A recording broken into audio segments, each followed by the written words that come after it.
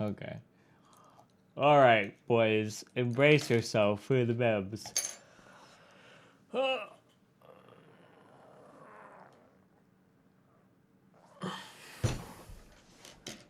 Hello. Hey, what's up, buddy? Hey, How you doing? I am doing all right. How are you doing? Okay, where are you from? Just curious, so we have country background. Long Island, New York. Okay, that's in the United States, right? Yes. Okay, just for the viewers at Truly, home. Hold on one this second. is the dankest dungeon. Milady, can you understand my eloquent vocabulary? Milady. Okay, you say that you are in favor of a flat tax, right? I'm saying I don't think it's the worst thing in the world. So Oh, I'm assuming by you being very anti-flat tax, you're very pro a progressive tax that is super high on the wealthy. I mean, not super high, but higher than on the less wealthy. Yeah, sure. So like, give me like what, like a 60%. I probably not over 50%. Seems a little bit crazy. Maybe like 40. Maybe like 40, 50%. I don't know. Do you know Even. what it is now on the top tax rate? No, not. I don't know what the effective is. I think the marginal is written as 39. Is it 39.4? It's around 40%. Okay. Do So you, when you say that it's around 40%, what do you mean by that? means that you around 40%. I mean, it really depends on like how you make your money. Some people it's more. I think it's around half. Really? You think that it's around? Tell me what tax rates are 50%. I'm curious. No, I don't think tax rates are 50%. I'm saying people pay 50% taxes. And highest. Hold on. Wait a second. One second. I'm Uh. actually not sure. I'm not sure exactly what it is. I think it's in the 40s. Oh shit! I realized what I just said. I'm sorry, guys. Okay, so it's like 40% if you make over 400 grand. Okay.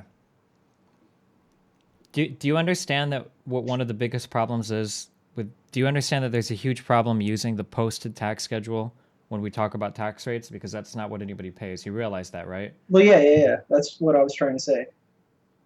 Okay.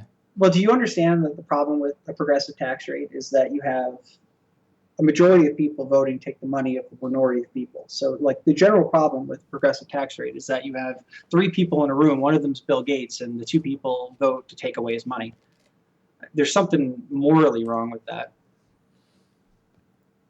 Okay, so then by that logic, do you think that every tax rate that should be regressive or No. Why? well because don't you think that a flat tax is a little bit regressive? Not in the rate. I mean, if anything, it's still progressive because the people in the top still pay more, Well, right? they pay the same percentage, right? Right, same percentage, but it's still more money because they have more money. Right? Okay. But they also have more money to spare. No? Yeah, but who's that? Who gets to decide I mean, government and that? us as a society, isn't that kind of like what we do? I mean, I understand you're trying to phrase this as though it's a very difficult question, and to some extent, I agree. Of course, it is. But Well, I mean, how do we want to spend our tax dollars too? I mean, that's really the point of it. I mean, Like, we spend it on because welfare, we spend it on education, we spend it on the EPA, we spend it on our military, we spend it on Social Security. I mean, what do you of mean? We spend course. our So yeah, no, that's what I'm saying. So so I consider myself a conservative, okay. maybe like a libertarian conservative. So the point I'm making is that I don't want the government spending all this money on these programs. So the taxes shouldn't need to be as high as they are because these programs aren't fulfilling the role that they're supposed to. Okay, so then So you're you not in favor or against any kind of flat tax or progressive tax system. You just want to defund the government. Don't you think that's no, kind of no, like no, I'm not an anarchist. I'm not an anarchist. I'm in favor of a flat tax, but you have to, you know, figure out how you want to spend that money, okay, right? yeah, but talking about how to spend the money versus progressive versus flat tax is an entirely different Okay, conversation. sure. So I'm against the progressive tax for exactly the reason I said before. That it's the majority of people voted to take the money, minority, and it's So you don't think there's any legitimate argument for somebody having that makes like a greater amount of money being able to spare a little bit more? You don't think there's any legitimate argument there No, whatsoever? I think there's a legitimate argument, but I think the whole point of your tweet and that I said is that there is a legitimate argument on the other side, Which and is which is what I'm saying. that the Well, majority of the people would vote to take the minority of people's money. Couldn't you make the well, same they thing? do. That's exactly how the system works in America right now. Okay, I mean the majority of the people can vote to send the minority of people off to war or not. That doesn't make us. That doesn't mean we have to like dismantle our entire military. I mean, I feel like that's kind of. Sure, I don't think that's exactly the same thing. Well, you're making it sound like we shouldn't be allowed to decide what to do with anybody else's money at all. Like, well, since there's a few people that make a lot of money, it's not fair that we vote at all on what to do with their money because, I mean, don't you think that's a little bit facetious? Well, think of it this way. So if hold on. Okay.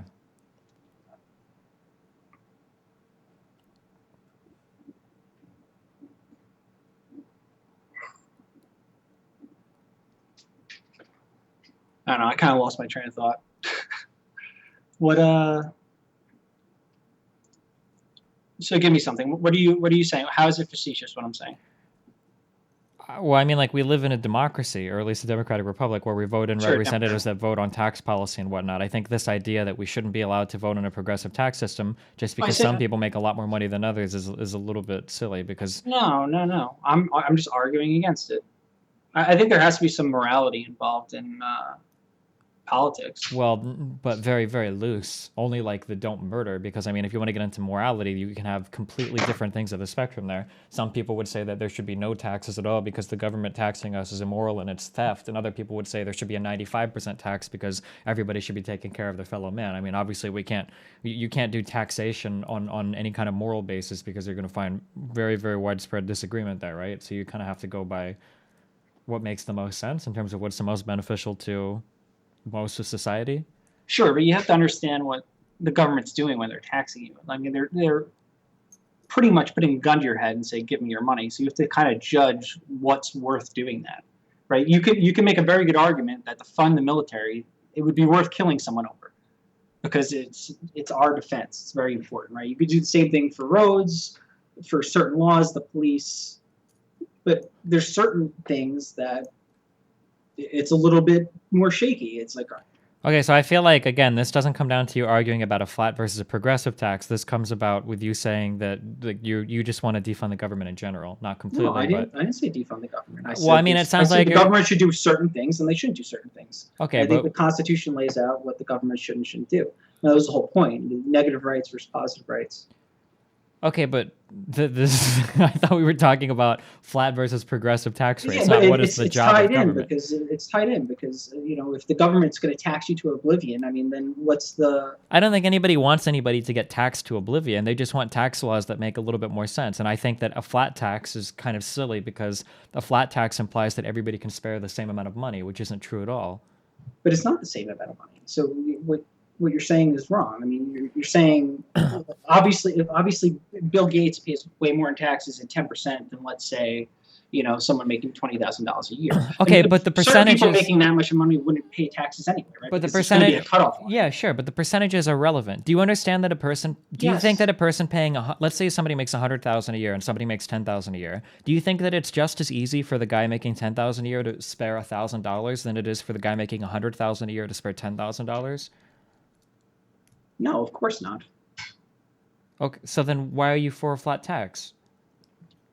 Because what do you think the person with a lot of money is using that money for? Like, what do you think that money is doing? Is that money sitting in a bank and doing nothing and they're just hoarding that freaking money? Or do you think that money is going into the economy and affecting things? If you're trying to argue supply side or trickle down economics, that theory has been shot dead over the past like 2, 3, or 4 decades. It's not trickle down. I'm saying if you're making this argument that if rich people just keep all of their money, it's going to like magically flow through the economy and create jobs, like I would be Keynesian before admitting to that. Like that just doesn't. It's not how things have worked. Like it's just not how things have worked. Like the idea that if we just leave everybody to have a ton of money, or like the wealthiest whatever percentage of people, and we leave them to keep all of their money, that somehow is going to magically just flow through the rest of the economy. Like that idea has been tried and it hasn't worked for the past 40, 50 years. Think about it think about it logically. So what do they do with their money? I don't know. You invest it. Sure. And what do you invest it in? I don't, stocks and bonds. Sure, stocks, bonds, real estate? companies, real estate. Sure, all these things. You don't think that affects the economy and affects other people and it spreads out throughout? It's not necessarily trickle down, as in like, oh, if we just give all this money to all these rich people, that it's going to spread throughout the economy. But there is obviously some. Okay, let's say you have a person working full time. There's a reason you have. Let's say you have a person working full time, okay, 40 hours a week, okay. Let's say that they're making $2,000 or $3,000 a month or whatever. I'm pretty sure that'd be above minimum wage. Can you tell me how a millionaire investing in stocks and bonds on the stock market is helping that person? Well, does he have a 401k? Probably not. Well, he should probably. Dog, when you're making himself. $2,000 a month, you're not thinking about fucking retirement. You don't have a 401k. No. Sure, you're right, and I think that's a problem. I think people should think about saving money, and I know people that make very little money, but you could always save 200 here, 200 there. No, you can't. That's a lot of money to some people, dog. Not everybody can just. Okay, so not everyone's different. I don't know everyone's situation. I know people that live paycheck to paycheck, but they spend the money on the wrong things, and it causes a lot of problems. So I think it's a lot of it's personal choice, and you could say it's a lack of education. They don't know what to do with their money, and Okay, but on the flip side of that, there are a lot of people that, believe it or not, don't just shit away all of their money, but still have a hard time scraping by, working minimum wage or just slightly above minimum wage jobs, even at full-time employment. They can still barely scrape by, and they're not thinking about things like 401k, and they're not buying new iPhones every 6 months. Like that's not. I feel like that's not a fair representation of. I mean, like if you've got a friend on Facebook that complains about being poor and he buys a new iPhone all the time, yeah, I agree that person is fucking retarded. If you look at my Twitter just today, I called out that stupid woman that moved to San Francisco a fucking idiot for the stupid decisions that she made. But I don't think that that's like necessarily representative of everybody that's working full time or multiple full time jobs in order to get by. Like. And even if that was true, I still don't necessarily know how that ties back to progressive versus flat taxes. My problem with flat taxes, again, I'll reiterate the point earlier, and you seem to agree, is that somebody with $100,000 a year in income can much more easily spare $10,000, like it's nothing, versus somebody who makes $1,000 or $10,000 a year in income sparing $1,000. That payment is catastrophic. So I think that was my main argument against a flat tax, is that people have more discretionary income as they get more, just raw dollars that they can spend towards taxes, whereas people that make almost no income can't really spend that money towards taxes because they're already barely scraping by. Right. I mean, I think that's a good argument, but I don't think it's the only argument. I think the argument on the other side being that, you don't. Like, I understand what the argument on the other side is, and the argument on the other side, I mean, whether you realize it or not, you're coming at me in like this supply side way. This idea that like, well, if businesses and rich people just keep all of their money and and they just keep scraping money off of the stock market, like that's providing a massive value to the economy. I really don't think it does that much. Like, there are people that argue over whether or not high frequency trading like even provide like there are these big programs that literally run these algorithms that like just do this trading automatically. There are people that argue whether or not this kind of trading even adds value to the market, or if it's literally just leeching value from the economy and not even providing a service. That's a whole other description or whatnot. But I'm pretty sure that most people agree, and I could be wrong, we could start digging through links, that like consumption-based stuff is always going to be more beneficial in the long run for the entire economy. Giving people money and then having them spend that money for the economy. If you were to give a city $100,000 to different people and have them go out and buy stuff from the economy and stimulate local businesses and increase demand for products in local businesses, stuff like that is going to have way more of an impact than some guy buying, 15,000 shares of Facebook. Well, I mean, first of all, it tends not to work. I mean, if you look at like certain cities, like even like if you look at Harlem in New York, I mean, they've been dumping millions of dollars in that city for years, for decades, and it's still a shithole. Okay, but don't you think that like with gentrification, that's like a whole different issue than just flat versus progressive tax? Don't you think there's a lot of other stuff going on there? Yes, it is. I with the flat tax, I think it's a morality thing. I think the government should have the right to take away people's money at a higher rate. Just Okay, because but they then make more that's an money. I don't think argument. That's people an should argument be, against progressive and flat tax, though. That has nothing to do with progressive versus flat tax. That's just an No, it argument. isn't, because I think we need taxes because we need things in this. We need national defense. We need roads. We need all these things. So obviously we need some sort of tax to fund all this. Okay, but you were just giving an argument for no taxation. You No, just I said wasn't. that you said that the morality of the government taking money from you is wrong. No, I said taking more. Why do you punish people for success? It's not punishing somebody for success. It's just You taxing could somebody. definitely look at it that way. I mean, I guess that's like, but that seems like a really, really immature way of looking at things. Like that's like I don't know. I mean, how is it immature? So you think all these people that, let's say, they make a lot of money, they vote Republican, they want lower taxes, you think they're immature? I mean, I don't think that it's wrong to want to keep money, but it's not like if a guy's making $1 million and you tax him a little bit higher, it's not like he's going to be living in a fucking townhome in some shithole because now he's lost all of his money to taxes. Like, you still live a really good life. It's just giving Sure. back a little bit more for education or for state and federal programs to help people that aren't necessarily in as good of a position as yourself. Sure. How much do people making under $100,000 a year give to charity, you think, versus people that make more? I have no idea. Why do you know? Do you have that exact? No, I don't figure? know, but I'm assuming you don't think that's a fair assumption. I mean, they might, but how much does charity donate to the Department of Education or to the EPA They wouldn't, but or to? So you think so the Department of Education? So you'd like to see more money? So you want to tax people more to fund things like that? I don't want things like that funded, so don't tax them more. Make it a flat tax. Get rid of those programs. You want to get rid of the Department of Education and the EPA? Absolutely. Okay. I mean, I kind of like the environment not being destroyed, and I kind of like trying to educate our people, even though it seems like we're not doing the best job of it right now. Sure. I mean, so what do you think of teacher unions? What do you think of? You don't think there's problems with the Department of Education and the education system, right? Everything is getting towards college. That's all. That's the whole reason you have someone like Bernie Sanders wanting free public college, is because high school is shit now, because they've lowered the standards for everyone thanks to teachers unions and thanks to the Department of Education. Now they need to keep everyone in school longer. Then you have everyone taking student loans. They're in debt to the government. I mean, it's a vicious cycle. Soon everyone's going to need to go to grad school to even be able to do anything in this country. So how do all of these other socialist countries like Norway and Finland and all these other, in the UK and all these horrible socialist countries, how are they all outperforming us on education? What's the difference then? So first of all, there's no diversity in those countries. The population's the size of Manhattan, if that. Some of these countries. Okay, so are we blaming They don't niggers have to then on fund our their bad own national education or defense. what? They don't have to fund their own national defense. And if you look at countries like Denmark, I mean, they're moving to the right. They're voting in conservatives. Okay, some countries are moving to the right because of immigration issues. Yeah, immigrate, and they're lowering taxes.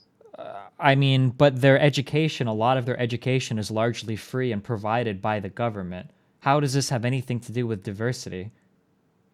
So you think black people and diversity? So you don't think black people and Mexicans are the reasons why white people in the United States are? Wait, you don't think what? So you don't think there's like certain cultural aspects to education? So if you like the United States is very broad. So if you take affirmative action, right? So where they take points away from Asians in this country on their SATs when they get into college, so it affects them negatively. So we do the opposite for minorities in this country.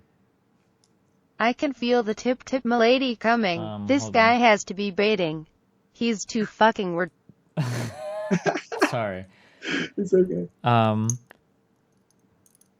I mean, you realize you're making like a pretty wide claim there. So the United States, which has continued to fail in healthcare, education is just one arena that we've continued to fail in. Are you going to blame every single failing aspect of the United States then on minorities? No, I'm not. First of all, I'm not blaming it on minorities. I'm blaming it on government systems that are keeping people down and like lowering the standards. Okay, but the government systems, why do they seem to be working in other countries? Because they don't have minorities. That was your argument, because of diversity. Because it's less diverse, and because it's a smaller country, they don't have to pay for as many things. And they're it's very different in Denmark. In Denmark, they don't own cars. They don't have cars? They don't. Yeah, they all use public transportation. Gas over there is ridiculously expensive, and to buy cars there is ridiculously expensive. You have to be the tip top over there. Okay, how We're does this? talking What about does this have to Denmark. do with education? I don't know. It's what quality of life do you want? Like, what do you like? Do you think What the kind of quality of life in Denmark is like super shit? Do you think those no? people live in like shitholes? Then why would you bring up public transportation in terms of quality of life? What do you think is I'm do you saying it's they're the country's very different from the United States. okay, but then you said quality of life, inferring that their quality of life is much lower than ours. I want to know I mean, what I asked what quality of life did you I want? like Would a you be quality of willing life to give where up certain things for other things? Like, would you be able to? Would you be willing to pay 60% in taxes? Uh, you know, not have as many things, live a lower quality of life, to spread it out throughout everyone, and not be able to, if it buy meant that cars. everybody had like a good education or everybody had access to good healthcare, yeah, sure. Yeah, So of course. then that's at least an argument we could have. So I would disagree. I think that's a fair. You So can you have would that argument. rather have the United States trailing in every single category No, and every I would. single I would. metric so that the really rich people can live like a little bit richer? You fix it. There's obviously other ways to fix it besides increasing the size of government, increasing taxes, increasing social Okay, but programs. it seems like those other ways we've been trying for the past 20, 30 years and they haven't fixed it. 20, 30 years. You think what? Like what? Like keeping taxes on wealthy people relatively low compared to the rest of the world, like and then just assuming that that wealth is somehow going to trickle down to the rest of society and make everybody better. It seems like the gap between us and the rest of the world has been widening over the past few decades. I mean, if you want, we can get into specific metrics. I mean, our quality of education has decreased. Our healthcare has definitely decreased. I think like survival rates among all cancers are down. Things like infant mortality, we're behind like Actually, fucking. we have the highest cancer survival rate in the world. And I think there's a couple countries ahead of us, and the way they do it is different. Like there's a way they, I have to look this up, but it's like we judge it differently, so more people end up dying. It's the same thing with our infant mortality rate. Like our infant Okay. mortality This rate's guy not is fucking shit. It's retarded. because Don't he like know the Really? So best our cars in the infant world is mortality made numbers are in just a big Germany lie? Like, and Sweden, no, but the there's fucking neighbors of Denmark, we over read into Russell. it differently. So it's the numbers are skewed against us because we judge like before I talk out of my ass, let me get the specifics. yeah, okay. Here's some links in the meantime, because I have never in my life seen a metric that places healthcare in the United States in any positive light.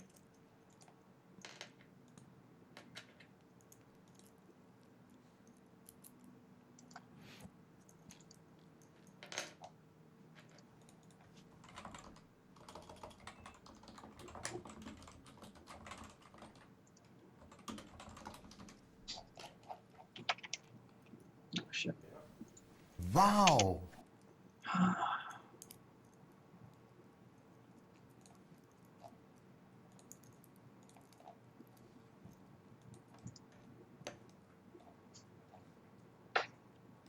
Yeah, like we count premature births that die, and these other countries don't. That's infant mortality rate. Can you go ahead and link me on that? I'm curious.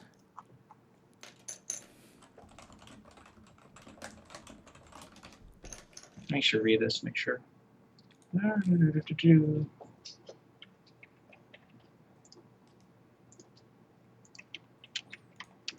This is the LA Times. I never read the LA Times, so I don't know anything about this writer. I didn't even read the article, so who knows where he's going with this. But I think he's going where I think he's going. Okay, I'll read.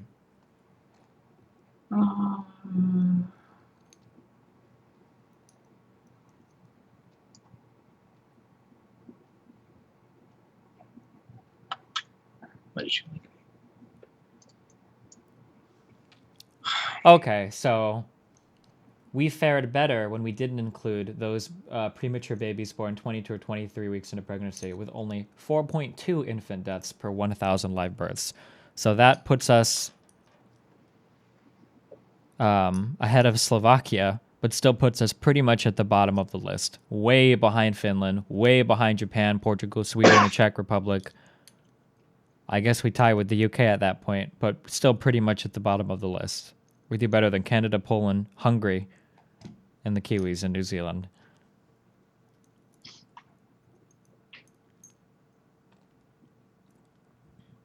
Also, we spend a lot of money on healthcare in the United States. Or are the numbers wrong there too? Have you seen how much money we spend in the United States versus around the world?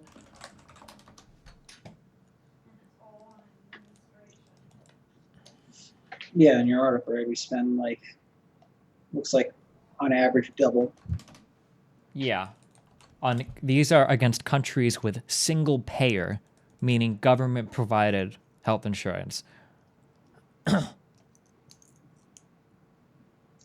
Well, so we're arguing healthcare now. So I mean, I No, think it's not healthcare. I'm just not healthcare specifically. I'm just saying that like we're not doing good on any metric, and we haven't been for a long time. This is not post World War II America.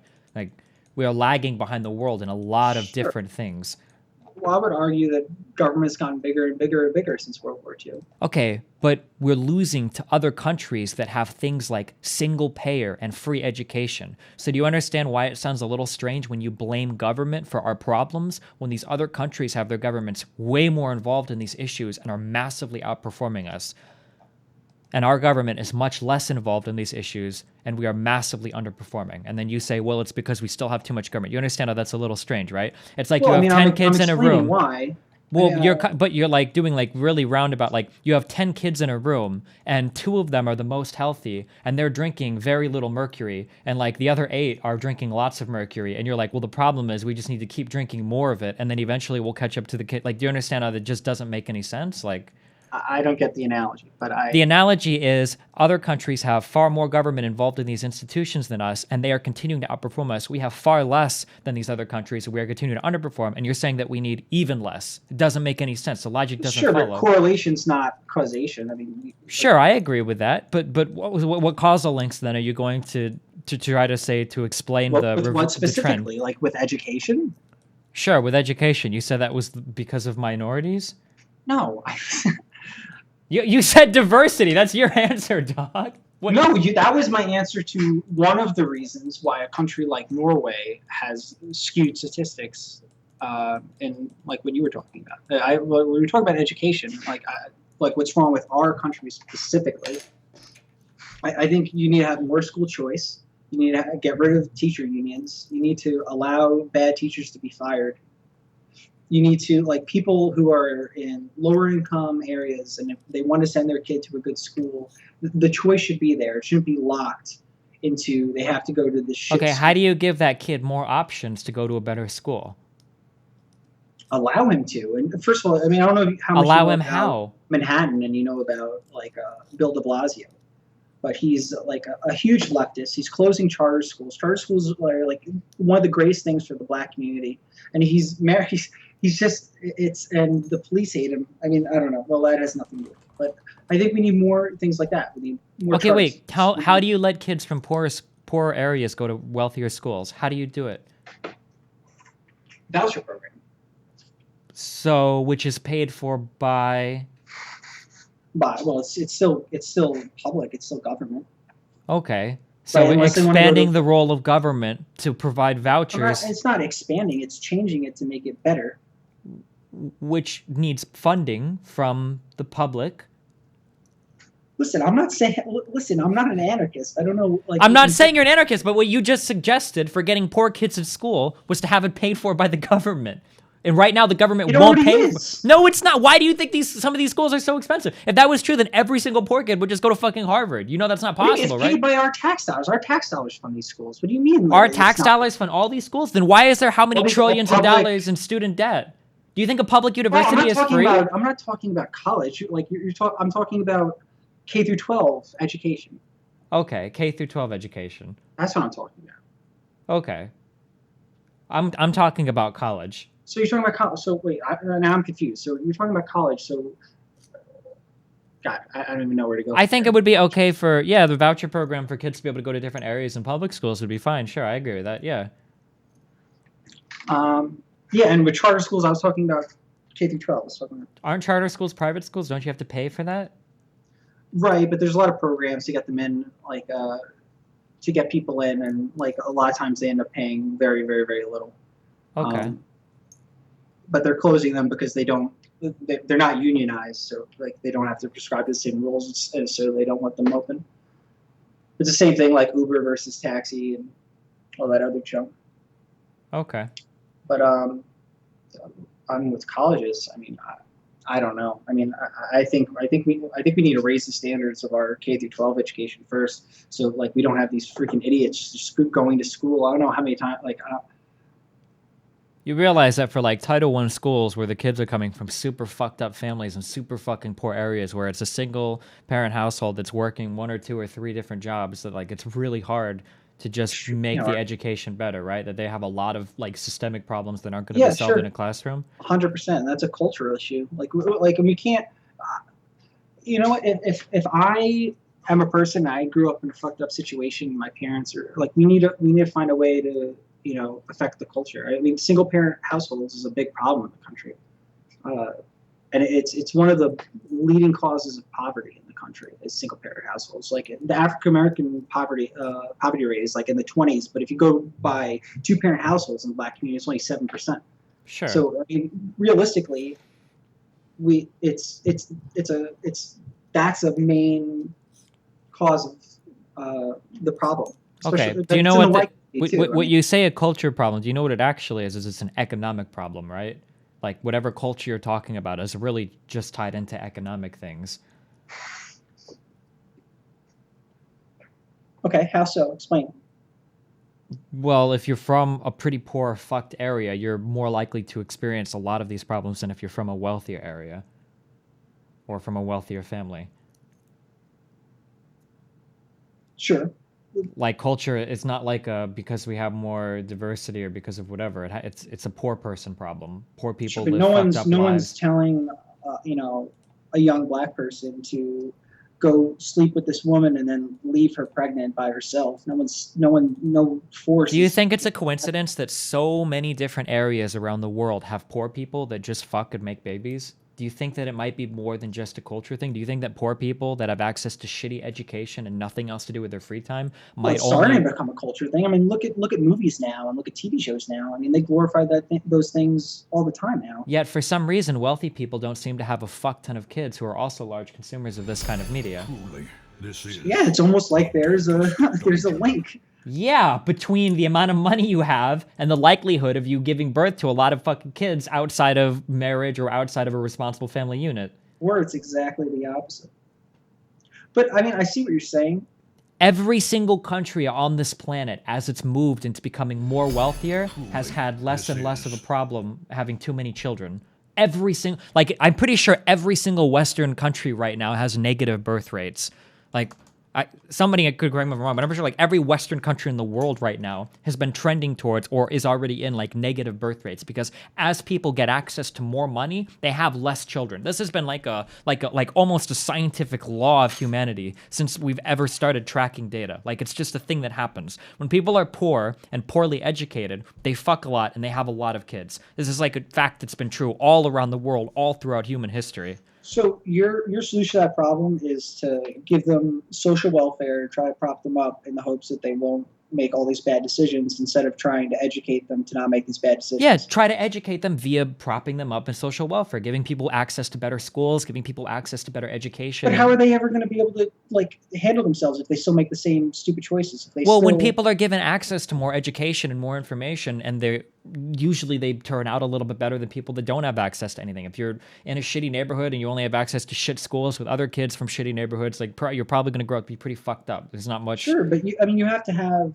a culture around you that's supporting you in that endeavor. If I didn't have parents that supported me and made me do my homework and helped me throughout, I think it would have been completely different. And I think you need a. Can you think of any culture? I'm putting you on the spot here, and this isn't really a fair question. This is actually a pretty bullshit question, but for humor me, can you think of any culture on this planet ever that has a lot of really wealthy people that have problems with having too many kids? It doesn't happen. This is a bullshit question because, sure, but I mean it doesn't happen. There is no culture in any country where you have all these wealthy people. They're like, oh, fuck. We just keep having all these kids. Holy shit. We're fucked. It doesn't happen. This is a poor person problem. Like, it only happens with poor people because of lack of access to things like contraceptives, lack of education about use of said contraceptives, and lack of things to do. Because but fucking is how- easy and free, and when you're poor, fucking... Except for maybe Saudi Arabia, but fuck, that country is a whole fuckhole for... The single parenthood rate in the black community has gone up crazy amounts since the 60s. And do you think that it's worse off now for the black community in the United States than it was in the 60s? Of course not. Do you think that if we were to It's look a- up it's a poverty, cultural trend. do you think that if we were to look up the differences between poverty in the black community versus poverty in the white community, that we might find some differences? Yes, of course. But I'm saying it has to do with the single parent motherhood, right? And there's other factors. I think that's the main factor. I don't think it's a race factor. I think it's a cultural factor. What? And you can't really attack that through government. Like, you can't create a welfare program and a state. So how do you attack it in the free market, in the private system?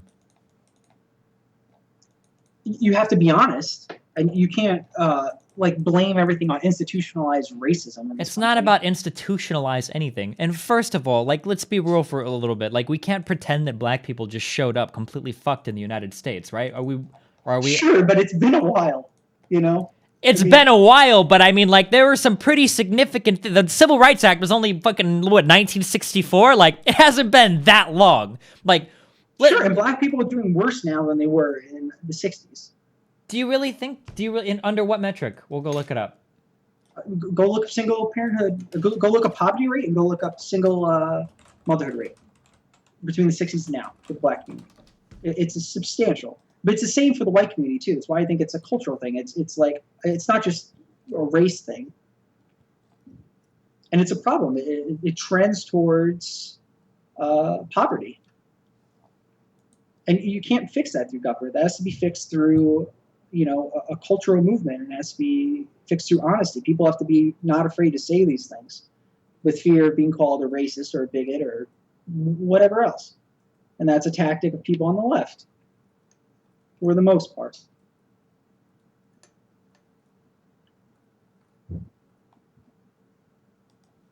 I'm just trying to find... I'll look with you. Truly, this is the dankest dungeon. This kid thinks that charter schools are the way to go. They are state-funded Sadoja and graduate literally everyone who goes there graduates regardless of grades so that they get more funding from the state. My God. I mean, this is from one, and they sourced the U.S. Bureau of Census. One has it in the 50s at 20%. Now it's at 72%. This is the Washington Post, not necessarily like a conservative. Yeah, sure. Go ahead and link me, and we'll go and look.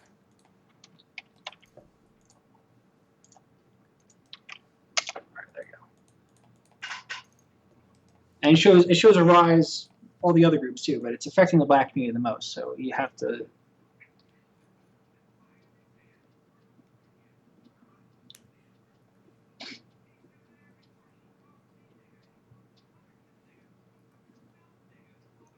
I don't really know how relevant this is because this is just unmarried births. Like, I don't know. Sure. So does this include two people that lived together and just didn't get married and then had a kid? Like. I'm not 100%, but I don't know how. I doubt that's common, but I didn't read the article. I literally looked at. No, I'm not saying. Truly, this is Because I didn't read the the article. I just looked at the graph because I've read about this before. If you're watching this on article YouTube, specifically. you should play the epilogue Destiny in the comment But section. there's obviously something to this, right? I mean, I think you can agree. Well, I mean, like, from most of the stats, and I guess I'll see if somebody can look this up in chat, most of the stats that I've seen have put wealthy blacks doing about as well as wealthy whites.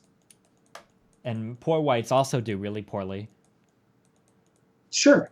So I'm I mean, not arguing race. I'm arguing it seems motherhood. more like it has to do with a financial thing than like, well, because they're black people, they're just fucked up. Like, it seems like if No, I'm not saying that they're fucked up. I'm saying it's a culture thing. I'm not saying that. Okay, like, their this culture is specific fucked up. black Not person them. couldn't Not them succeed. are fucked, but that it's a culture thing. Like, it doesn't seem to be a culture thing. It seems to be a financial thing. Like, if you have a lot of money or if you have like a decent amount of money, then you're going to be okay. Don't no matter your race or your culture, what all of that is irrelevant. But if you're fucked and you're born into like really fucked circumstances, then you're fucked, and it really doesn't matter what race or culture you are. It seems like a culture thing is kind of. I mean, I agree with you on the first part. I don't agree that if you're poor, you're fucked. I agree with you that if you're wealthy... Okay, when I say if you're poor, you're fucked, what I mean is if you're very poor, you have much less opportunity and you have to work that much harder to get out of it, much more so than somebody born into a more fortunate circumstance. Sure. I mean, look at Donald Trump.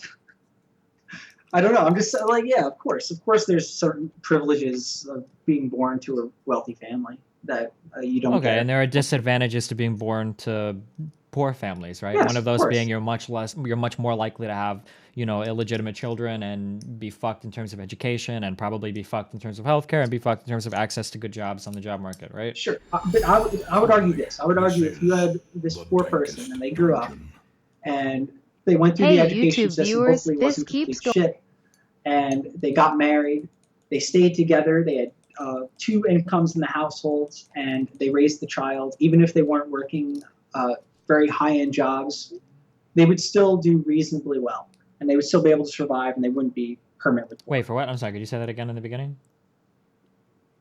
So person grew up in a poor household, right? And they got an education through hopefully a good school. And I'm talking about high school here. Right? Okay. And then they get married and they get a job, they have a kid. If they stay together, it's a 2-income household, they'll be okay. They won't be permanently poor. Sure. But so I think you have to promote that. You have to promote the family. You can promote it, and I agree that promoting that is good, but you have to understand how reality works as well. Like, if you send your kids to school every single day, and on their way to school, they're always walking down the same alley where there's like a dude that offers them crack or meth or anything like that every single day, while you would hope that, good kids will keep walking, invariably, some percentage of those children are going to fucking try it and end up fucked, right? Some percentage will. It might not be all of them. And you hope that everybody takes the high road, right? And theoretically speaking, anybody in the United States could, luck into something like streaming and, quote unquote, make it. But the reality of the matter is trends do exist. Trends exist for a reason. And what you're saying is really what you're saying is just that, well, everybody just needs to pull them up by their bootstraps. I know that's not what you're saying exactly, but it really is. You're saying like, well, we just have to encourage people to act good. You can't encourage a bunch of people to act, like super fucking good and then ignore the fact that trends do exist and trends exist for reasons. Sure, and that what you were saying before is exactly why I think you should be in favor of the voucher program, school choice. Like if I'm a black mother and I'm a single black mother, I've made a bad choice in my life. Now I have a kid and I have to take care of this kid, and I want to work hard for this kid. But we have to go to this crappy school with the crack dealer. I want to have a choice to put him somewhere else. Yeah, I agree. I agree that choice is good, but what you're talking about right there is a government-funded thing. Like that's nothing to do with government versus private or flat tax versus progressive. No, it doesn't. But it's anti. It fucks over the bad school, which have unionized workers at it who get paid and can't get fired, even though they're shit teachers. I mean, so it becomes a government. I mean, if the teacher is a huge problem, they can get fired. I mean, it's not like it's impossible. I mean, I agree that maybe pretty hard. There's sexual assault cases in certain universities where they just well, he's not teaching now, but we're still paying for him. I mean, it's really hard to fire teachers. I mean, that one teacher who blocked that reporter from filming the social justice warrior activist, she was tenured and she got fired in a 5-3 vote. Like, I mean, do you have examples of these people? Because I can go and link that right now. That woman that blocked. Sure, that. No, I read that. I saw the Mizzou. So, I mean, like, I do agree that I guess maybe the teachers union has overstepped a few times. I kind of thought the same with the United Auto Worker Union, but I don't know if that necessarily means that we need to just toss those away completely and start over just because there might be some problems. Like, I understand that it's difficult to fire public teachers, but I don't think that it's impossible to do it.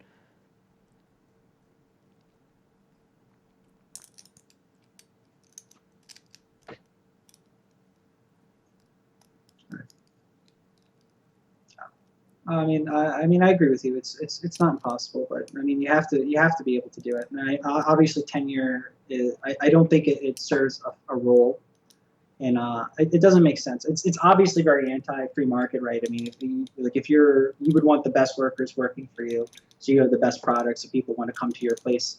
That's more of a free market thing, but it has nothing to do with schools, right? Schools is just You work here, and that's it, and it doesn't fucking matter. Yeah, I don't disagree. To be honest, I don't understand why the purpose of tenure exists. I really don't. And I agree that for the most part, it's probably a garbage concept, unless there's something that I haven't considered. It was for like universities back in the day when people would like do research, and it's old, and they just kept it around. Yeah, maybe, but a lot of but even without tenure, like there's a lot of universities or I think everything. I think if you're a professor at a university, I'm pretty sure that a lot of those jobs are contingent upon you publishing X amount of papers or continuing. Yeah, to do and this research isn't really to old maintain your job. professors because most professors aren't.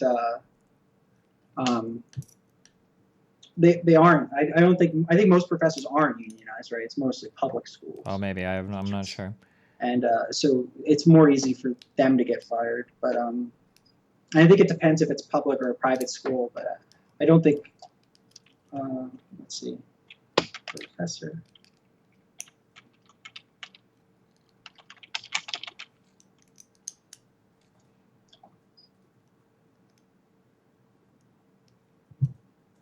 Keep in mind also for that voucher program you're talking about, that would require a little bit of an increase in public funding as well, because you would also need to increase transportation costs because those kids would need. A lot of the reasons why you're restricted to certain school districts are for things like public transportation, like school buses. Like for a school bus to run out and pick somebody up who lives very far away is going to require an increase in funding as well. Sure, but you could also say that, like, even if that didn't exist, and let's say that public school could only pick up people in a certain area. If I was willing to bring my kid there. Yeah, right? but it's not always about willingness to bring your kid. You're running into socioeconomic difficulties again. Well, it's willingness anyway, because if the parent doesn't give a fuck, then the parent isn't going to what if the put the parent kid in a good school anyway. What if the parent does give a fuck, but they can't, one, afford the gas to drive the kid that far, or two, afford the time that it's going to take to drive the kid that far? I mean, like, these are problems where if the school is 5 minutes away from me, it's much easier to drive my kid there than if I wanted to go to the good school across the city that's a 20 or 30-minute drive away. Sure, but then we can make that argument about a lot of things. Like what if what if the parent doesn't sign the kid up for t-ball or doesn't care enough to do. Okay, but the argument that I just made is something that's not necessarily in control of the parent. That's why I'm saying I'm just trying to. I just want to first of all, let's dispel with this fiction that the free market doesn't know what it's doing. Okay, no. Listen, that was a funny meme. Never mind. I'm sorry. Basically, what I'm trying to do is I'm trying to dispel this notion that everybody is on a 100% equal playing field, okay? Which is kind of like what it seems a little bit like you're kind of buying into that. I'm just trying to say that not everybody is on an equal playing field, right? So the role of government in general is to give not necessarily equal outcomes, but at the very least equal opportunities. That's what you want the government to do, okay? I couldn't agree more with that. Okay, so when you have things like somebody lives in a fucked up area and they don't have access to a good school, well, that's not really equal opportunity. That person is always going to be statistically more fucked than the person who has access to better schools. When somebody lives really far away from the good school, if they don't have public transport provided to them, again, that's somebody that is statistically just going to wind up more fucked. It's not a matter of like, well, the parents were just lazy or they didn't make the choice. It's just statistically speaking, yeah, some poor parents are going to go out of the way. Maybe they'll work some more hours to get the money to pay the transport costs, but some people aren't going to be able to. Some people just don't want to go that extra step to do it. I mean, like, there are a lot of. I'm just saying that the opportunity isn't necessarily equal. Sure. So let's say it this way. So you have a person in a poor community, and let's say they make it out and they become a success, and then you have a person in the same community with the same issues and they don't. Like, if the difference between them are very stark in the end point, like what the choices they end up making. So you're saying that this is the dankest. It doesn't matter that the choices that person made, that person needs to end up somewhere, and we have to push him there, no matter what he does. Because what he does shouldn't matter. Okay, this is what I'm saying, okay? And there's going to be some people in chat that are going to hella fucking rustle, and I don't give a fuck, okay? Here's what I'm saying. There are some people that, if they're born and they put in minimal effort, they are destined for fucked up shit. If you're born into a really fucked up area of your life, you're born into a fucked up neighborhood, and you put in minimal effort, meaning you go to a shitty school, you may or may not graduate from a shitty high school, you probably won't go to a shitty college, and then you just shit your whole life. Those people put in minimal effort and they're fucked. If you're born into a really nice middle class family and you go to a decent school or even a decent public school or even a decent private school, you put in minimal effort, you graduate from that school, you probably go go to a decent high school, put in minimal effort, go to a 4-year university, put in minimal effort, get your degree, and then you go get a job. Both of those people putting in the same amount of effort can wind up in very, very, very different places in their life, putting in minimal effort. However, people will be quick to praise the person that grabbed their 4-year and got a job, who was always fine in life, and then demonize the person who put in the same amount of effort and just wound up fucked because of where they were born. Like, I don't necessarily like that. Or people will, even worse, what you're doing, they'll point to the few people that were able to rise up out of where they were in the impoverished communities and make something themselves and go, well, why can't every single person just do that? Well, why can't every single person that was born into a decent family become a millionaire, right? That would be like me going around to people who are working 50, 60,000-year jobs and be like, dog, you were fucking born, your parents made 6 figures growing up, and you're making fucking 5 figures out of college. You're only making 6 figures now, 10, 20, 30 years into your job. The fuck is wrong with you? Why aren't you a millionaire, you lazy fuck? Other people that were born into middle-class families became millionaires. Why aren't you a millionaire, right? But you would never say that because it would sound ridiculous. Yet for some reason, it's okay to say the same thing to people that are born in really impoverished situations. Why? Well, I've never said that, and I don't think. Well, but you just compared somebody that was able to make it out of a poor community and make it in life and do no, well. But I said that there was obvious. First of all, these are not real world examples. I made up 2 fictional people in this scenario, but I'm saying they would have made very different choices to get to where they were. And you want to promote the choices that get people to someplace good, right? And you're never gonna. It's never gonna be everyone. You're never gonna get to this magical place where everyone is going to be able to go down a good path. There's going to be people that go down bad paths. There's going to be inequality no matter what. Bernie Sanders becomes president and he wants to make everyone even. It's never going to happen. It's not about making everybody even. It's just about putting people on predictable roads. I agree with you. You're never going to make everybody into a millionaire, everybody into a successful person. But it's not about that. It's just about putting people on predictable roads. Children that go to decent schools with good access to contraceptives predictably will have less children that are born into poor families or single-parent families with shit access to education and no access to contraceptives. That's just a predictable trend, right? What's the first thing you learn in every single economics class you go to? And this is free market as fuck. People respond predictably to economic incentive, right? Or you can even expand that more to people respond predictably to incentives, period. If you put somebody on a certain track, you can pretty much predict, within a certain deviation or two, like where they're going to end up in life. Yeah, you're always going to have the outliers for sure, but I will bet you any amount of money right now that somebody born into a family that's bringing in 6 figures is always going to wind up better, or not always, but like 90%, 95% of the time is going to wind up better than somebody who's born into a family that makes 4 or 5 or a low 5-figure income. That's just how trends work. So the idea is, instead of telling the people that are born into poor families, yo, you guys just need to fucking shape up, like stop sucking. Like, come on, guys, we need to encourage better choices. Well, if you want to encourage better choices, you need to incentivize better choices. Get them born into families with more money by giving more money to other people, by giving more opportunities, whether that's through higher minimum wage or whether that's through more education opportunities, for better employment opportunities. You have to incentivize behavior that's going to encourage people to behave in better ways so that you can get those better trends started for lower people, rather than just telling them like, hey, well, you need to just do better. Listen, I agree with you 100%. I just disagree with how you would do it. And I don't think you'd get the outcome you want. I think you're actually doing exactly the opposite. I mean, you give welfare, minimum wage, all these other things. You're not incentivizing people to make good decisions.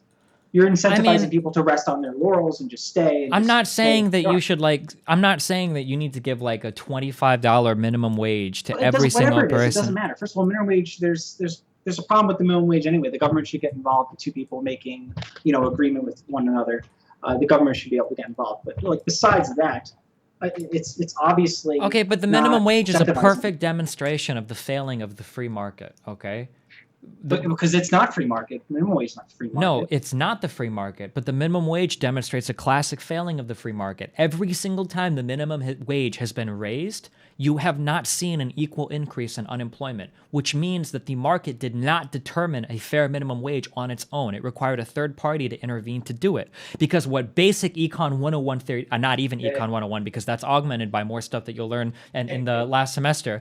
What basic econ would tell you is, well, the fair market will determine an accurate wage, and if you raise the floor above what that wage is, you're going to experience unemployment. But that never happened, which means the free market was not capable of setting a fair wage, right? Does that make sense? So you're saying minimum wage went up, employment didn't go down. Employment didn't go up. Employment didn't rise. Unemployment didn't go up. Oh, sure, yeah. Yeah. Sure. I mean, you have to look at like part-time. You have to look at hours. You have to look at a lot of other things. But I mean, I don't know. I don't know what numbers you're citing. I would say that's not true. But I mean, like I guess.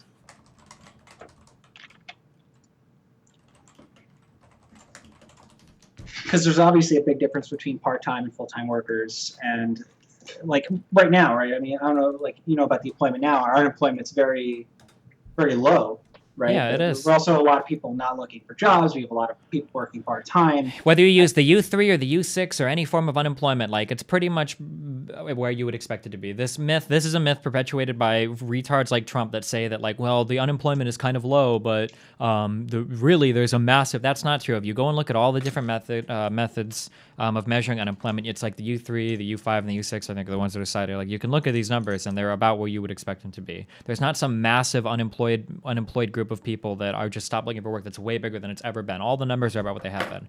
I linked you a graph of unemployment versus the real minimum wage. Spot a trend. Like, it's not there.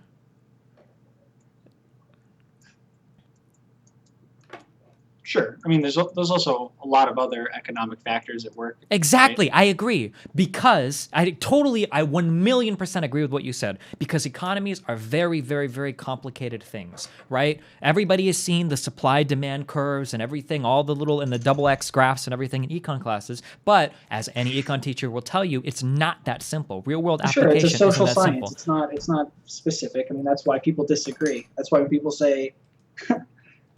I don't know. That's why there's disagreement on the economy. You're never going to see. You're going to see people think that one is 100% right and the other one's 100% wrong, and you'll see the exact on the other side. But when you talk about biology or something, you're not really going to get that. Sure, I agree.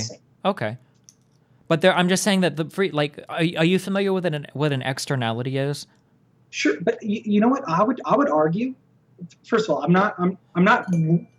This graph is fine. I would argue that minimum wage is wrong just basis on morality. Like if I am an employer and I make an agreement with an employee to work and he agrees, the government shouldn't get involved. He wants to work for me for that. I want him to work for that, and there shouldn't be anyone else. Okay, but now we have a philosophy problem. How much did that employee actually agree to work for you for that wage? If an employee lives in an area and you're the only employer, let's talk about the morality of my internet service provider, Cox Communications.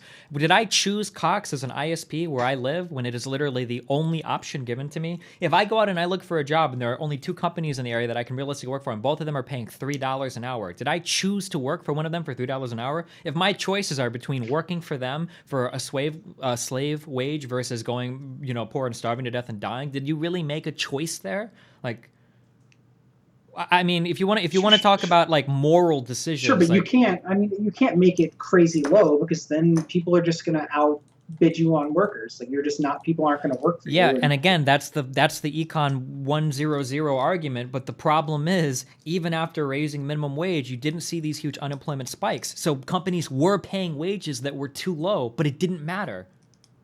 For other reasons, whether that's because people didn't have the opportunity to go and just get a different job, or because companies kind of look at each other and they kind of wink at each other and you got a little bit of unofficial collusion going on where they decide not to pay, outrageous wages and compete with one another, which does happen, right? Okay. You have a lot of other Let's get our big stick and stop that from happening, right? But I think so some companies provide other things besides wages, right? They'll provide benefits. Right, and you could see a decrease in benefits. And then you could say, well, the same number of employees work for the same wage, but maybe they're not getting the same benefits.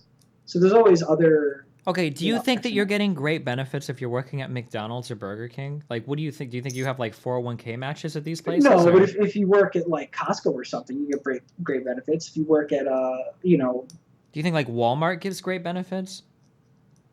I don't know what benefits Walmart gets. I'm willing to bet that, like... kind of like maybe like this insanely basic, but you're not getting like when you talk about like benefits, like these are pretty basic, super basic things. We're not talking like stock options and like 401k matches and like free dental and vision. No, it depends where you work. But if you're working minimum wage, you're probably not getting a 401k. right? But I think certain companies could, and it should be their choice, right? Like if I want the best employees working for me, and I think it's going to affect my business in the best way, I should incentivize by giving benefits or raising, the Okay, but the wages. problem is a company might not make a choice that's necessarily the best thing for the entire country, including that company in the long run, and they might just do things to maximize short-term profits, which could lead to both the long-term detriment of the country and even to that particular company. Well, the Like, country. Well, you to mean the the country company. or the company, both. So for the country, so you think Walmart? So Walmart employs the most people in the United States. Okay. So you think Walmart should be doing things for the country? I mean, to some extent, yeah, because Walmart exists in the country. If the country completely tanks, Walmart goes with it. I mean, American businesses are intrinsically tied to America, the country. Yeah.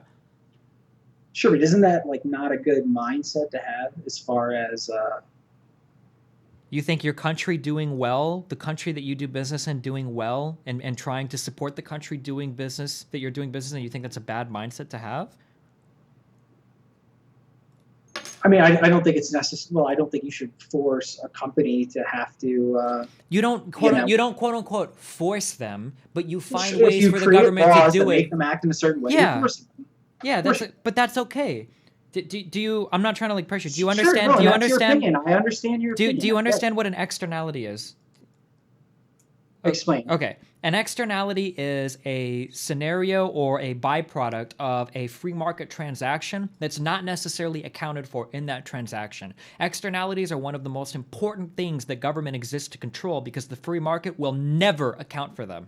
Okay, The easiest example. example that I could give of this is pollution. Let's say that you have two companies and they're competing to create a better product. Let's say one company is able to sell a shirt at $20 per shirt. Let's say that the other company figures out a way to sell that same shirt for $10 or $15 a shirt, but in order to do it, they have to use a manufacturing process that creates a lot more pollution than the other company. Well, pollution, that's not something that costs any money. It's just fucking damage thrown out to the environment. Nobody gives a fuck. So that company will pollute. The other company selling shirts at $20 a shirt goes out of business, and then the other company at $15 a shirt is the successful one. And in free market terms, that company outcompeted the other one and deserved to win. But in reality, there is a negative externality there, which is the pollution thrown out into the environment that they don't have to pay for, right? So the purpose of government is to step in to value that externality at some dollar amount, and then you get something like cap and trade. Hey, if you want to pollute the environment this much, that's cool, but now we're going to charge you an extra $7 per shirt to do it.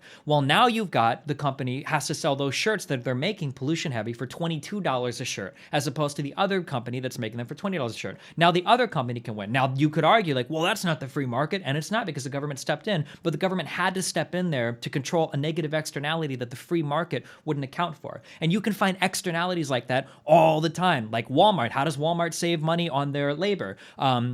Well, they don't do it by making a more efficient manufacturing process. They don't do it by innovating on technology. They do it by hiring slave labor in China. That's not competition. That's not free market. That's just a fucked up externality of the market. The free market there rewards Walmart because they go overseas to people that literally have nets in the factories that they have to put so that they don't jump off the railings and kill themselves. And that's how Walmart competes. But that's not really like a good thing. And we all agree that that's not a good thing. But if the government doesn't step in somehow to discourage that kind of behavior, well, then that's how you would expect the free market to act. Or look at large tech companies. How do they get good workers? Well, we can go to fucking India. Microsoft just recently said they'll pay the US government $10,000 per worker to bring over H-1B people from India and have them work tech jobs because it's easy to get people over there because they're fucking paid shit anyway. And then now our workers over here can't compete with that slave labor. But that's how you would expect the free market to react. That's why you have the government step in there and either set up certain tariffs or set up certain laws to encourage companies to behave in ways that aren't ultimately destructive to the country. Okay. Well, okay. So there's some things I agree with. I would first of all, I mean, it's not slave labor in India. If you look at like how like offshoring and everything in India works, like it's actually it's very good for them in India. I was more the slave labor thing came from China, which From is China. pretty slave labor. Like Indian isn't slave labor, but I'm pretty sure the wages there are absolutely fucking horrible, which is why they're willing to come to the United States and work jobs for much less than what you would pay a United States worker. But Right. I mean, actually, I did a. Oh, this is going to sound really stupid. I did a paper on offshoring in India, And the whole argument was that it's very good for them over there, and they really enjoy it, and they love learning the language, and they love being a part of it, and they go to all these classes, and they're actually some of the wealthiest people in India because they get that opportunity to work at these tech companies. Yeah, sure. And it's westernizing the country, and like if you see like a trend in that direction, generally means better things for the country the more western it gets. Yeah, sure. So so you're saying you need government to handle the externalities that the free market makes. Sure. Right, or that creates. Like as an Listen, example or go ahead. I'm not sure. I would say that the free market does do some of these things, and maybe some of these things are out of your control. Like you can't control that there's bad things happening in China because we can't control China, right? But as far as like pollution here, I would say there is a free market incentive to not pollute an area, and it really depends on exactly what you're talking about. But like if you're going to completely make an area of the country shitty, I mean there's a negative to that, and it could affect your business. I mean, they always talk about I forget what this is called, but it's like it's your appearance as a company. Like big companies will spend hundreds of millions of dollars on their appearance and how they appear to the public. I forget the exact thing this is called, but they so it is important to them. So a company can't just be complete fucking shitters because it'll negatively impact them in a big way. Especially in this country, especially now, like the internet and how big the media is. So it will affect their company very, very negatively if they're. I mean, to some extent, but the problem is if every company does it, you don't really look that good. I mean, like we can point to differences in fucking California. Holy shit. These cities, there are cities in California, maybe somebody lived there. Do I have any 40, 50-year-olds in chat? People that lived in like LA and shit, there used to be like smog alerts and stuff because that city was so fucking polluted. That city was a shithole for pollution. And the free market didn't do shit about that. But when state regulations and city regulations started to be cracked down on in California, which, and you know, a lot of people make fun of it now, me included even, that California is a really fucking heavily regulated state in terms of emissions on cars and everything, and it is regulated to shit. However, those cities are a lot cleaner now than they used to be when the pollution was fucking unbearable. Holy shit. Like we can go, I mean, we can find... I mean, I agree. I would want a clean, pollution-free city. Like I don't want to live in a shithole that stinks. Okay, but the problem is the free market doesn't give you those solutions because I there's mean, no I disagree. economic... Okay, but then you're just, I mean, history disagrees with you. Well, let me put it this way. So let's say California. Let's say you have it's shitty and no one wants to live there. So like the people who have the means move out, and that's all the wealth in the state. The state goes shitty. So there's an incentive for that state to be less shitty. But that never happened until the government stepped in and started to increase regulations to make it happen. It didn't happen. There wasn't this massive drive by private companies. Like this is kind of like the libertarian like wet dream where like, oh, well, some company, you know, stepped in with a giant, you know, air cleaner. And even if they did step in with a giant air cleaner, nobody would pay for it because they weren't getting paid directly. How is that the libertarian wet dream? Because you're under the impression that like somehow the free market is going to solve these negative externalities. But the fact is, unless somebody is actually getting handed a paycheck for it, nobody's going to fix these problems. Sure, but if I can't make money in a state because of high levels of pollution, then I can't. Then yeah, but you can still function in high levels of pollution. It's just going to fuck your life in other ways, in externality ways that aren't going to be noted anywhere else. Like you're going to have a shorter lifespan, or you're going to have a higher incidence of, you know, getting, you know, colds or flus or whatever because your immune system is going to get fucked. You're going to pay in other ways that aren't immediately apparent and aren't going to be cause for like, oh, well, we need to change this policy because we're losing, you know, marketing just told us that we're losing $24 million a year on this. You're not going to see things like that. Instead, you're going to be paying out more sick days and other shit like that is going to happen. But companies aren't actually going to account for it. They're just going to continue to trudge on because companies tend to be pretty short term. You can see that in the exportation of labor and manufacturing, which is ultimately unsustainable in the United States, right? You agree with that, right? That if we outsource all of our labor and we bring in people from the outside and we outsource all of our manufacturing, we just ship and process, that is unsustainable. But companies still do it because companies are usually for short term and medium term profit versus long term longevity of the country, right? Some are. I mean, you look at like Apple. You look at certain companies. I would say they're pretty long term. Certain. Okay, but isn't Apple somebody that has all of their fucking phones and shit made in China? Like, don't they export all of their manufacturing? Sure, it's cheaper for them to do it in China. Exactly. But that's the kind of long-term thing that is ultimately damaging to the United States. Sure, but how much do you want to spend for an iPhone?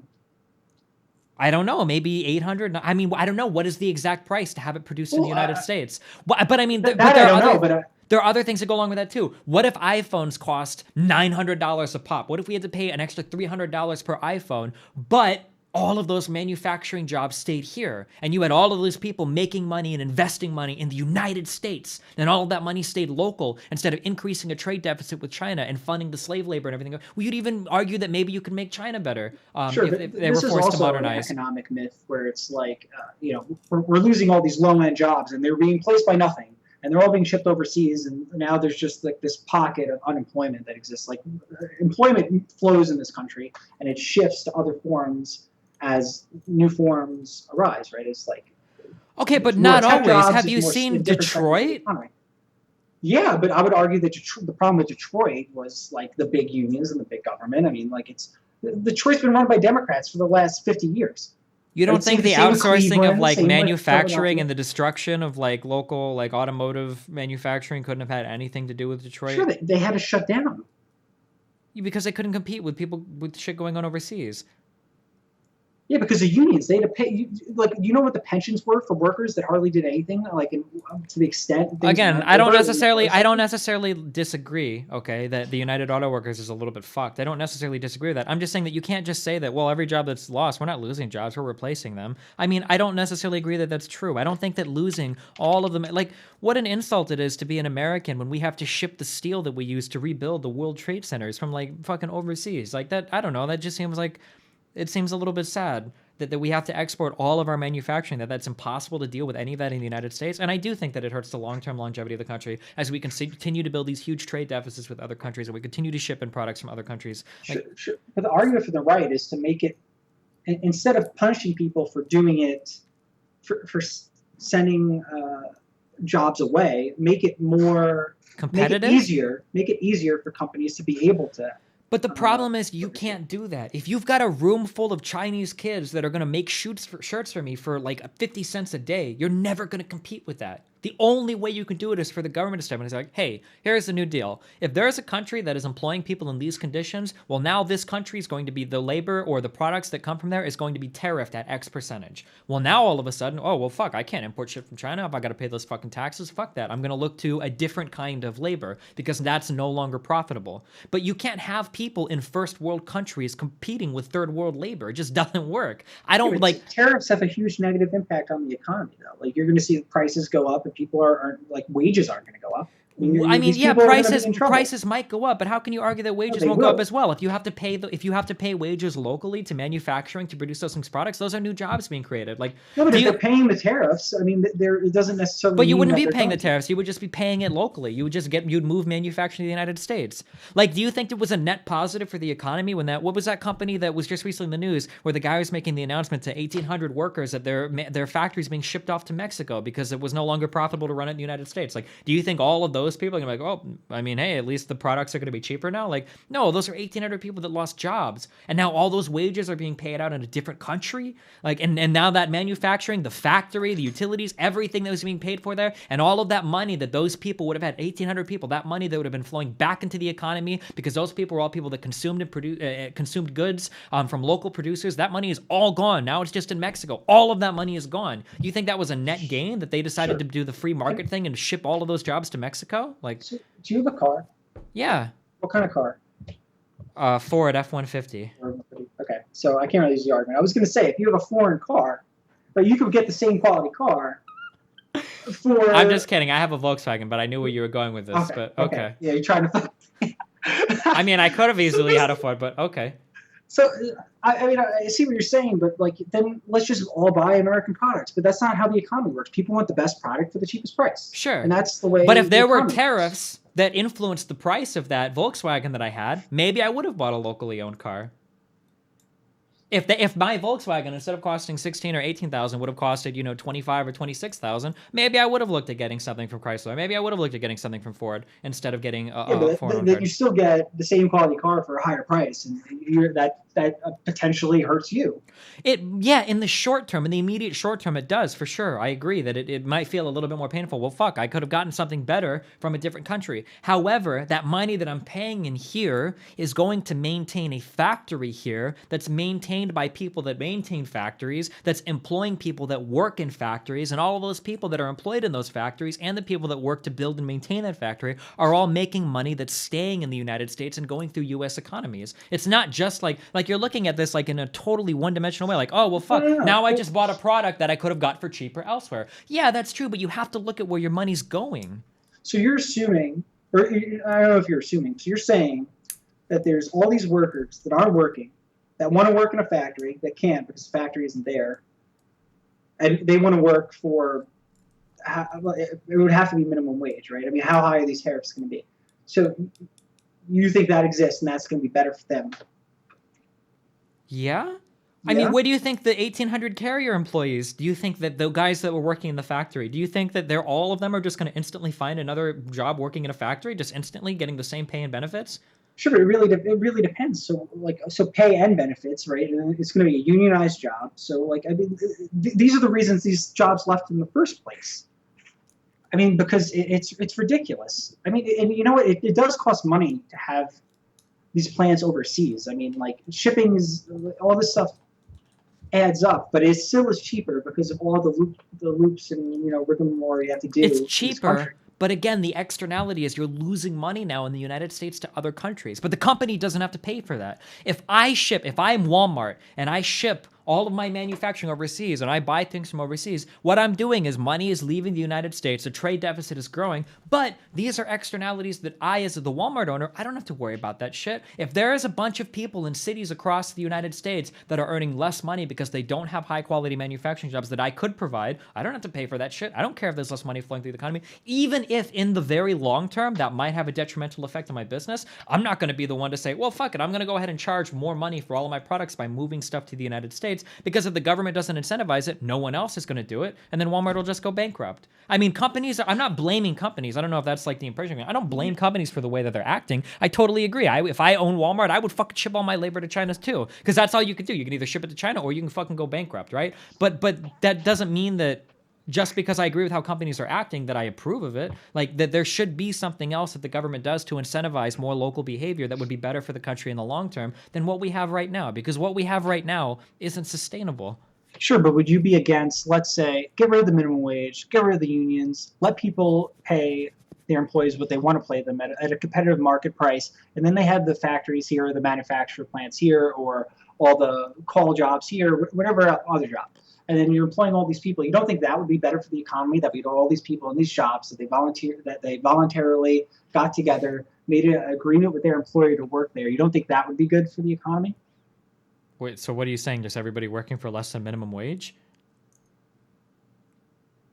Whatever they agree. The point is that there's all these reasons why you have to get rid of the barrier. Instead of forcing them, like, you should get rid of the barrier. Okay, but again, this is what I'm talking about. That barrier that you're talking about is an externality that's not accounted for by the free market. The government. What's the externality there? The externality is that there's more people working, making money, and there's jobs in the United States. What's the externality? Are you talking about just like getting rid of the minimum wage? Sure. You think that would fix all of the problems in the economy? No, that's not what I said. Do you think it would benefit the economy in any way to just get rid of the minimum wage right now? Do you think it wouldn't benefit the economy? No, I don't think so at all. No, of course not. Less people would have money. Demand for product would go down. And I don't think that the little bit of money the businesses save is really going to benefit them that much. So what jobs do you think would pay under minimum wage if there was no minimum wage? Anybody that could. Anybody that pays minimum wage now? I don't know. Well, not everyone that can. There's a competitive market price for labor. So like, yes, but the minimum wage is above the competitive market price. If the minimum wage is above the competitive market price. Wait, hold on. Let me think about this for a second. If you set the minimum wage to a level that is above what the fair market decides it to be, right? Then you would have a unemployment increase, right? Because the idea is, if the fair market says we can only afford $5 an hour, and you tell employers that if you tell employers you have to pay $7 an hour, then oh well, fuck, we can't afford that. So now unemployment goes up a little bit. So I'm sorry, I misspoke. So right now the minimum wage is actually below the fair market price, or very close to it. So if you lower the minimum wage, who's to say that it won't go down more? Like, The market price would go down more. yeah, so right now, the fair market can afford to pay more than they are now for wages. Or at the very least, they can afford exactly the minimum wage, or What they do you can mean afford. I mean, a company like Okay, here, let me put has it to this way. make a Okay, profit. It's here, not yeah, about yeah, I school. agree. Okay. They make cuts in there. Okay, I'm gonna use an example. Okay, let's say that I run a store and I pay one employee or let's say I pay two employees $10 an hour. Okay, let's say that all I can possibly afford for wages is $20 an hour. Okay, so I've got two employees, they work at $10 an hour each, and all I can afford is $20 an hour. Let's say that the government comes in and they say, hey, you have to pay that employee $15 an hour. Okay, well, I'm fucked. I have to fire the other employee because my labor is gonna be too high. It cuts into my margins too much. Or worst case scenario, I don't even turn a profit now. So I have to fire that employee, right? That's the basic argument for when you raise minimum wage, you increase unemployment. Because if you force businesses to pay more, well, now I can't afford as much labor and I have to fire some people, right? Do you agree with that so Sure. far? Or prices go up. I mean, there's Or other you ways could say compensate. prices go up, sure, okay. But what's happened is minimum wage has risen and you haven't seen spikes in unemployment. That means that the market can afford a higher wage, but it's just not paying it for whatever other reasons are going into it. Because if the market was already at its bare minimum wage and then you raise the minimum wage, you would expect to see unemployment jumps, but they haven't happened. So if you were to just eliminate the minimum wage right now, it's possible that wages could fall even more because the market can afford at least what it's paying now or more because you haven't seen these spikes in unemployment. And the unemployment right now in the United States is really fucking low. Are we at like fucking 4 or 5%? 5.5%, which is, I think, exactly where it's supposed to be, right? I think economists theorize that 5 to 6% is perfect because of frictional unemployment and random other things. But so unemployment is right at about where it should be in the United States. Yeah, but I mean, I know you did. You said you disagree with this. And there's a myth that like people who don't work and part time, and it's higher than that. And you can. I mean, I know people that have trouble getting work, and that doesn't mean anything. It literally means nothing. But I mean, unemployment means you're actively looking for work. So if you're not actively looking for work, you're not unemployed. Everyone knows this, but I'm just saying it to say it. So 5.5 unemployment number is obviously not. It's not telling the whole story there. Right, and the minimum wage. I mean. The minimum wage also affects people differently. So it affects people that are less skilled. Right? People who are less skilled have a harder time getting a job. And if they're only worth a certain amount of money and the minimum wage is raised over what they're worth, they're not going to get a job. I mean, that's just the truth because there's no reason I'll hire that person. Okay, I'm sorry, this is what I'm talking about. Let me rephrase this so that you can understand. So there are different forms of measuring unemployment, okay? The off-cited one is the U3, which is the official unemployment rate, okay? That also discludes people that are discouraged from looking for work. Then you have another figure that's cited by people like Donald Trump, who very oftentimes were very vastly overquoted, okay? But nobody cares Donald Trump. Does Donald Trump ever talk about policy? I've never heard Donald Trump talk about anything besides building a wall. Sometimes, but so like this is the unemployment rate, okay? Okay. Right here. This is the U3. This is the one that people usually cite, okay? And then this is the U6, which I think this one includes like discouraged. The U6 unemployment rate counts not only people without work seeking full-time employment, but also counts marginally attached workers and those working part-time for economic reasons. So the U6 will always look worse than U3, okay? This trend is exactly the same. The reason why I'm bringing this up is because there are some supply-side people or conservatives or Trump or whatever that sell you this idea that real unemployment is so much higher than what they're telling you right now. Okay, it kind of is if you talk about the U6 unemployment rate, but the trend, the way that it follows the U3 is the same as it always has been. It's not like the U6 has been climbing and climbing and climbing and the U3 unemployment rate has, been shifting, so the government is lying to us. That's just not true. The U6 unemployment rate has held about as steady as you would have expected it to over the years. And you can look back and forth at these graphs. They're actually like almost identical. Like they follow each other almost completely. Yeah, I thought they were the same. Wait, are they the same? Yeah, look at the. No, it's not the same. same. No, they're not. They're not. Look at the axes. The y-axis is labeled differently. You can see the difference between the U6 and the unemployment rate. Okay. Yeah, so they fall. Yeah, see, it's that close. They're very, very, very, very, very close. So there isn't like it's not like recently we've had this huge surge of U6 unemployment and we're just not accounting for it in the official U3 numbers. Like that's just not true. It's been about the same.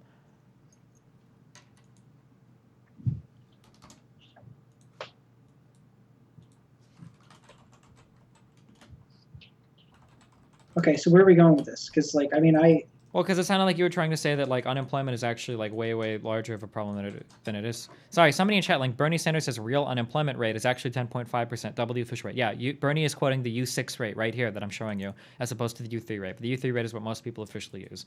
All right, sorry, go ahead. I just want to say this: Donald Trump is not a conservative. So Okay, sure, yeah, you sure. don't want to say Donald Trump's conservative. It's cringy. But okay, so. But this kind of goes back to what we were saying before, how there's a lot of factors involved with the economy and all these things, and it's really hard to just use one metric to, to make one sort of conclusion, right? So Sure.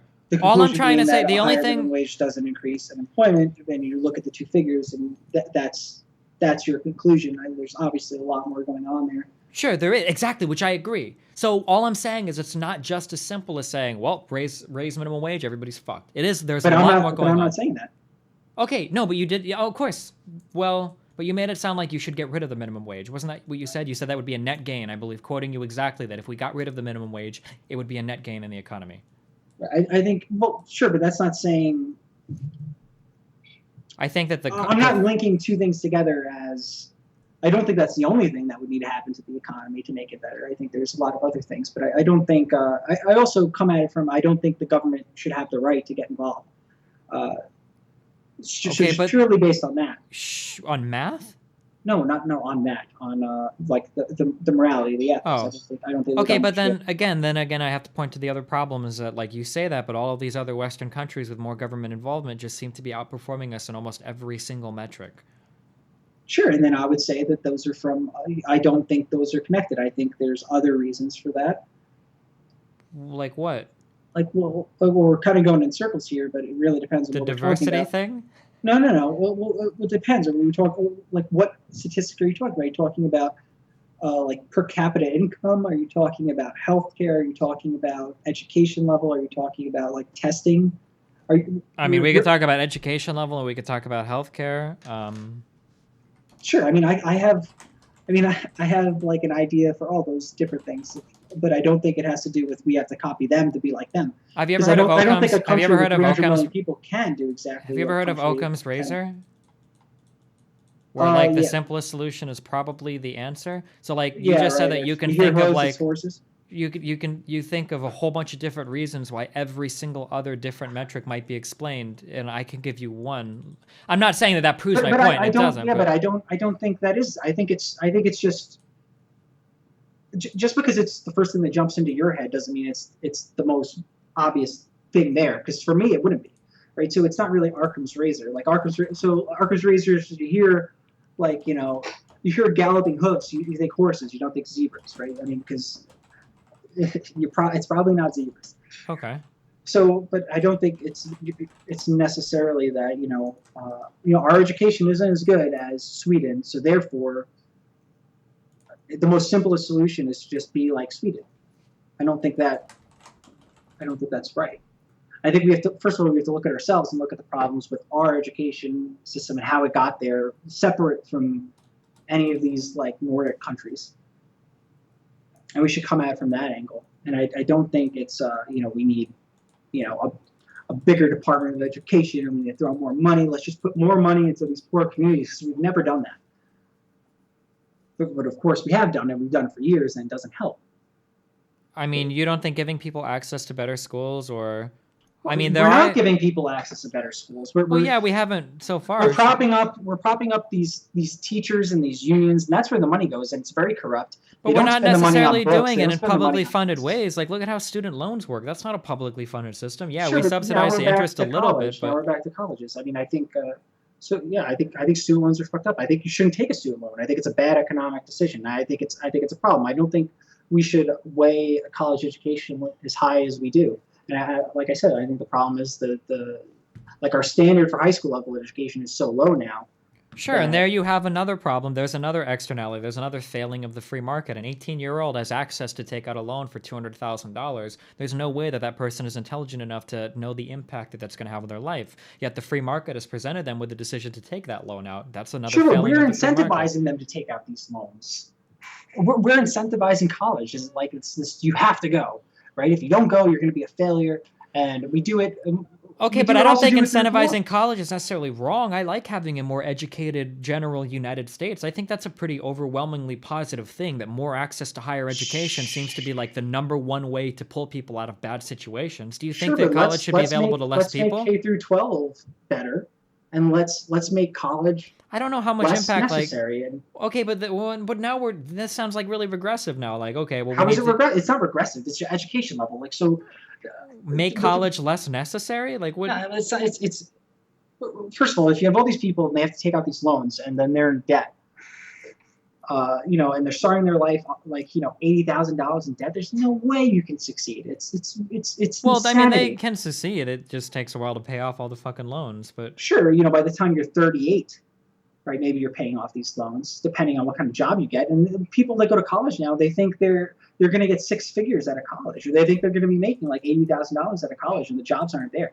right? Especially, it really depends on what field they go in and where they live. But I mean, like there was this whole myth. I mean, when I went to school, I remember thinking this. I remember going to my guidance counselor, and it was, oh well, if you go to school, you'll get a job. And it's easy, and just as long as you get that degree. But it's not the case. And I was lucky enough to not have to take student loans because my parents paid for my education. But I have friends that have student loans, and they're fucked because they're getting paid shit. They get paid less than they have to pay off in student loans, or barely, even. And it was a bad decision to go to school in the first place. If you can't afford it, you shouldn't go. And we shouldn't create this system where you have to go, because now if you don't go, there's no way you can get a job.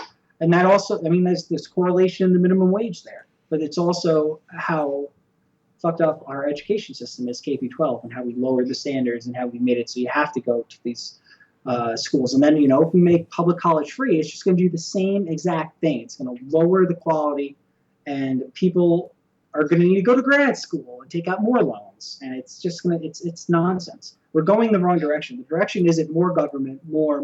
The direction is the other way, at least in my opinion. And I think it's a valid argument, at least.